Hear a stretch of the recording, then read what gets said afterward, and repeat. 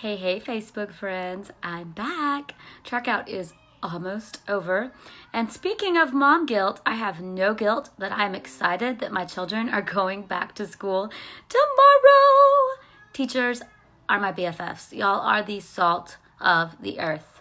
Don't let anybody ever tell you differently. Okay, so today we're going to talk about mom guilt. Hi, Carla. Okay, so lately I've just been hearing a lot of moms talk about feeling guilty for not doing enough, not being enough, not just everything. And it kills me because I feel like mom guilt is one of the biggest problems in our society. And as much as social media can be used to empower and encourage, I feel like it can also be used to perpetuate mom guilt. So we're going to talk about it a little bit because it's one of my soapboxes. And literally, I have soap here. I think I have soap. I'm going to show y'all. I have some really fun soap here. And so for listening to I just had this idea. For listening to my soapbox, if you comment, I'm going to pick one person to get some all-natural, super fun soap, okay? All right, so if you're joining late, you can win a bar of soap. I mean, like, who doesn't want to get Happy Mail? Let me tell you some things that I could feel mom guilt about, okay? Let's see if you can identify with any of these. Have you ever been out of town and found out that your daughter has hurt herself at preschool and is going to the ER? Me, I was gone for work and my child went to the ER without me. Luckily, she was taken good care of, but some mom guilt there. I should have been there. I mean, I couldn't have stopped her from hurting herself at preschool, but that's how mom guilt works. It's not rational. Okay, here's another one. Have you ever sent your son to school without lunch? Like, you put the lunchbox in, but there was no lunch in the lunchbox. And then guess what? He didn't even tell me. Till later that day, he was like, yeah, I'm kind of hungry because I didn't have lunch. You forgot to pack my lunch. And I'm like, why didn't you tell somebody? So, and you know what could make me feel even more guilty about that? I've done that multiple times. ADD mom lifestyle here. Okay, so I've sent my child to school without lunch. I've taken Finley multiple places without shoes, but she's finally wearing shoes, so that's pretty exciting. I went to a MOPS meeting once without shoes, without diapers, without anything. Here's a good one. Weird things your child has eaten. Have you ever let your child eat something dangerous or gross? Let's not even talk about those artificial colors I've let my child have or the number of times that we've gone to Dunkin' Donuts over track out. Let's talk about the fact that one time I was looking at Finn in the backyard and it's like, oh, she has a stick. Okay, she's eating a stick. And then I realized we live in a new development. They cut down all of our trees. She's not eating a stick. That brown stuff, it's poop. Yeah, I let my child eat poop. Okay, here's another fun one. How many of you feel mom guilt when you let your child get germs? Well, Finley has a new obsession. If you see us at a restaurant or probably a store or Walmart, our Holly Springs Walmart has very clean bathrooms because I've met the lady that cleans them and she takes her job very seriously. But not all bathrooms are clean. And Finley is obsessed with flushing toilets. Okay, so my little girl is flushing multiple toilets everywhere we go with lots of germs. Mom guilt? What about the flu shot? I'm not even going to talk about the flu shot. But there's guilt whether you should get the flu shot or not get the flu shot, right? Vaccines. Guilt. Should get the vaccine, should not get the vaccines. I tried to breastfeed. It didn't work out. So mom guilt over not providing the best health for my child. Actually, autism moms, some of us can go through everything in our pregnancy and our lives and think, wow, I could have caused this for my child. Guess what? You didn't, okay? Just stop that right there. Stop that right there. And then let's talk about sleep. Have you ever felt guilty because you chose sleep over doing something with your child? Has your child ever asked you to do something and you've been that no mom? I've been the no mom a lot lately because track out has me like, and so I keep saying no. And I'm like, I want to be a yes mom. I feel bad that I'm a no mom. Guess what?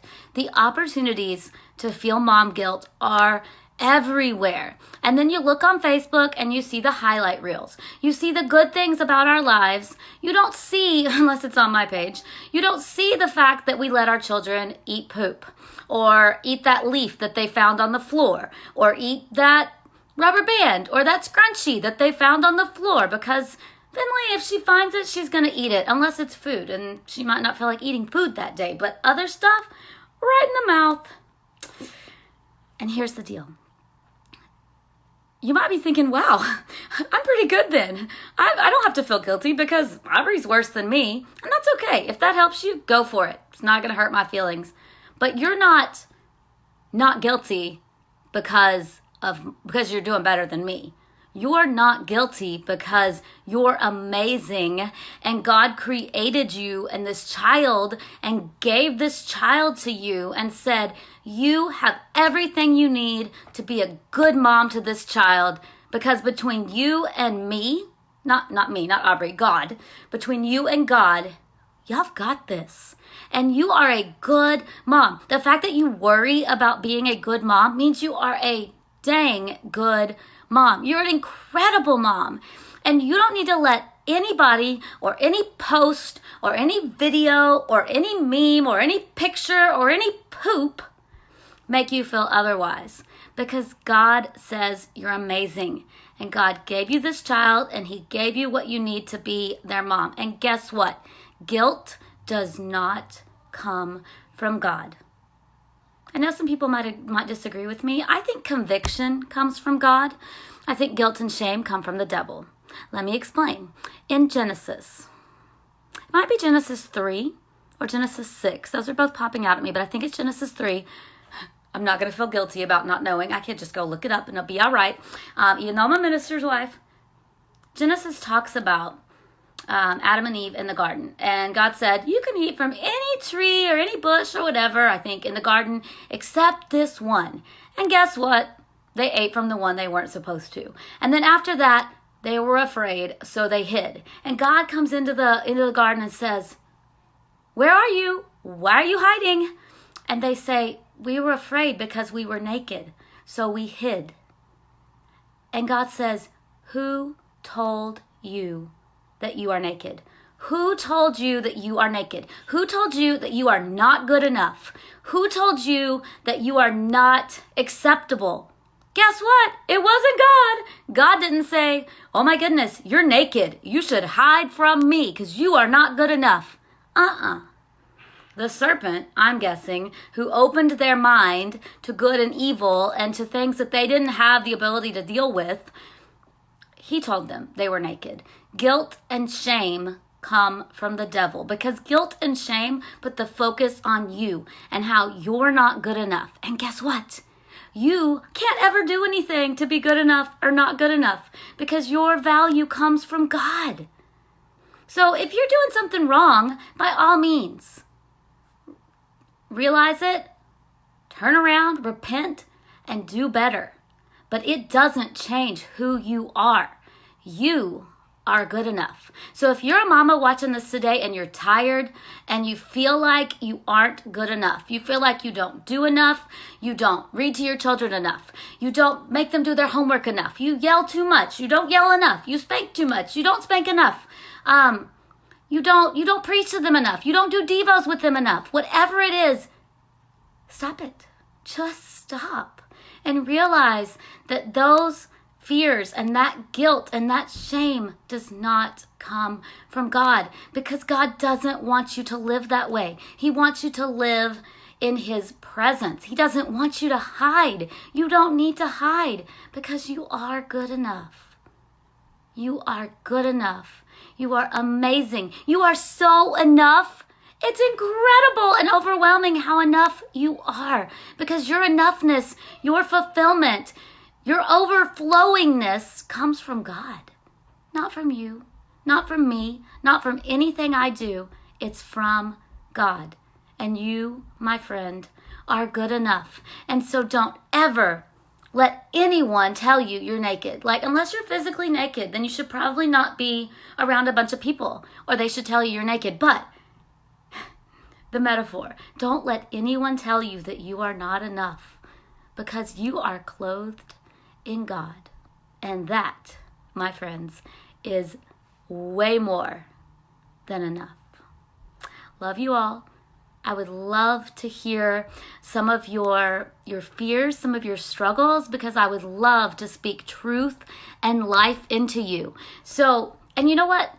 I feel like there is power in understanding that we are not alone. Some days I feel like I'm not a good enough mom. Some days I feel like I don't spend enough time with my children. I don't balance the work-life thing properly. I don't spend enough time with my husband. I don't have enough date nights. Some days I feel like I don't fix enough healthy food. I don't make my child eat something besides carbs. There are so many things that hit me and make me feel like I'm not enough, that I have to remind myself on a regular basis, you are enough. It's amazing how enough I am, and it's amazing how enough you are. So if you're struggling with feeling like you're not enough, share what you're struggling with. I guarantee you, a lot of us have felt the same, and we can encourage and inspire one another to realize that we're enough. We're more than enough, because we've been made more than conquerors in Christ Jesus, who gives us our strength. I think that one's Romans 8. I'm not going to promise that. It might be Romans 10. It's in Romans, and it's awesome. So go look it up. Love you guys.